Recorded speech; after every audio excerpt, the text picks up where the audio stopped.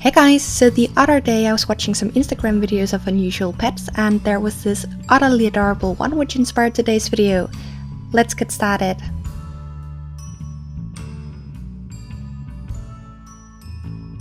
Because of the pose I wanted the otter to be in, I felt like the usual amateur do is more so going to be in the way, and so instead I just bent and twisted a piece of wire. I then added some clay to the head, which is just some tan scrap clay, and the reason why I didn't use any tinfoil is because the head is going to be so tiny. If you have any questions about the tools and materials I use, I recommend checking out my FAQ, and also my basics videos on this channel, or the video about my tools on my other miniature channel.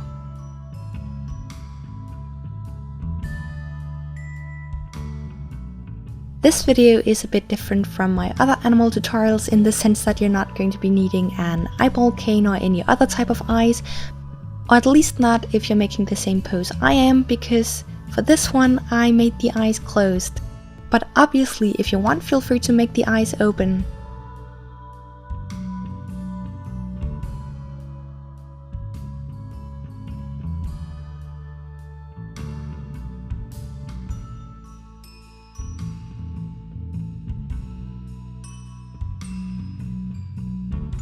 After creating the head, I added the ears and then I added the mouth or jaw.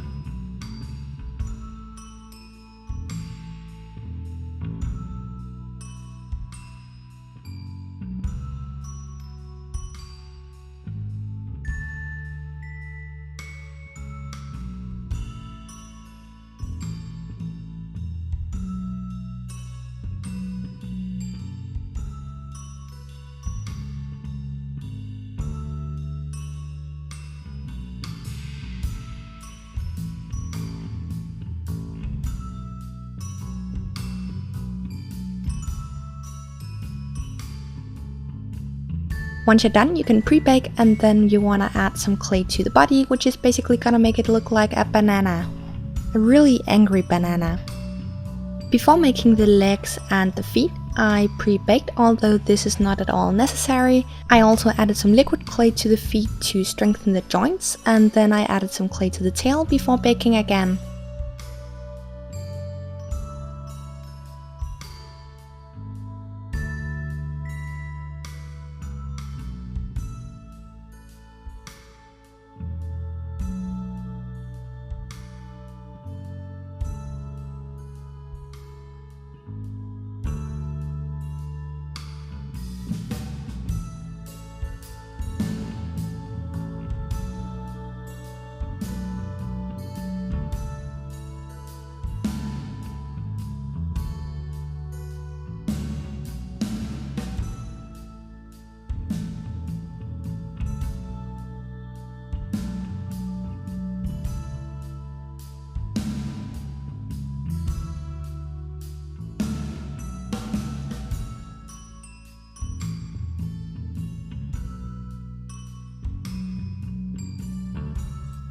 And don't worry if your sculpture looks like an angry weasel, you didn't do anything wrong. That is apparently just what a hairless otter is going to look like.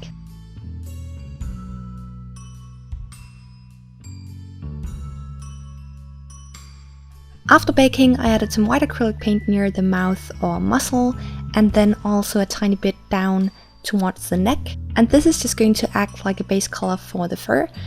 You don't necessarily have to add the base colors, but especially for something like the white, which tends to be less opaque or vibrant, it is a good idea. The fur I'm going to be using is milk protein fiber in both the natural white color, but also this grayish brown, which I dyed myself. And then I'm also going to be using a small amount of white Angora, cruelty free of course, and yes to all the people who like to preach PETA articles to me, it is possible to get fur and obtain fur from animals without killing them. Just like you're hopefully able to go to the hairdresser without getting harmed, ain't nobody got time for any Sweeney Todd moments. I first added the brown fur to the tail and back, then let the glue dry completely before trimming it. And the reason why I'm not just using the milk protein fiber on its own in the white color is because the Angora is a lot more white or brighter.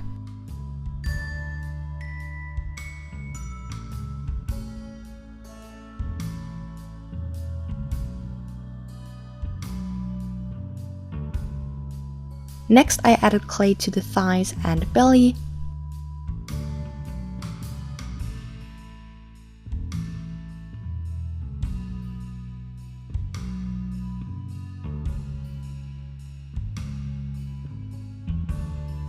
And then lastly I added fur to the head and the front legs.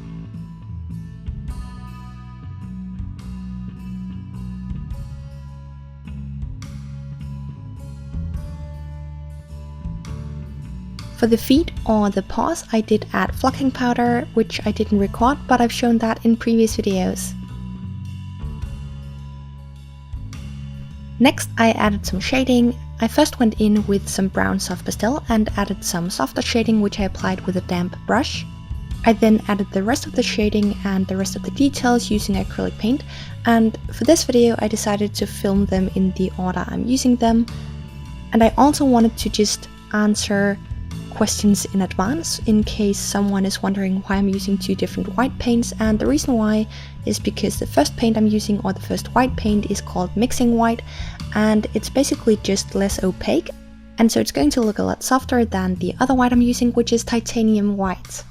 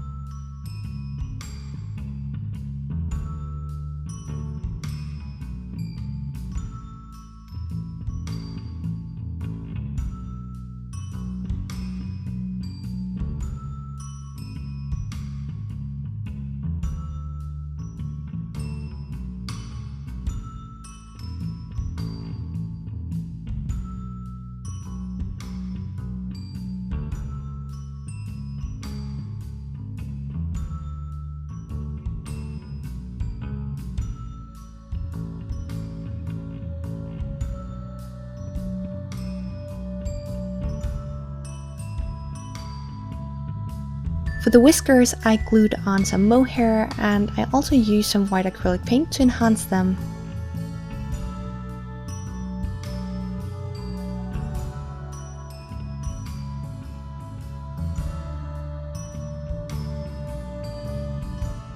Lastly, you want to apply a fixative mainly to protect the pastel, and then if you want you can give it a cute accessory. I chose to make a rubber duck, just a super simple version.